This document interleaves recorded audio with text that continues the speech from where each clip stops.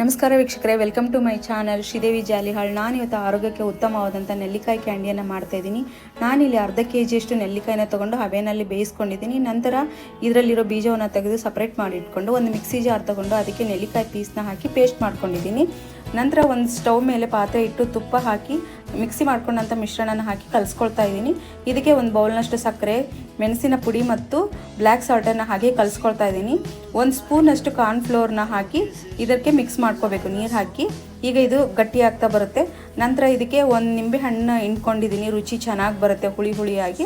ನಂತರ ಇದಕ್ಕೆ ತುಪ್ಪ ಹಾಕಿ ಕಲಿಸ್ಕೊಳ್ಬೇಕು, ಗಟ್ಟಿ ಆಗ್ತಾ ಬರುತ್ತೆ. ತುಪ್ಪ ಹಚ್ಚಿದ ಪ್ಲೇಟ್ಗೆ ಹಾಕಿಬಿಟ್ಟು ನಮಗೆ ಯಾವ ಶೇಪ್ ಬೇಕೋ ಆ ಶೇಪಲ್ಲಿ ಕಟ್ ಮಾಡ್ಕೊಬೋದು, ಇಲ್ಲ ಅಥವಾ ನಾವು ಉಂಡೆ ಥರನೂ ಮಾಡ್ಕೋಬೋದು.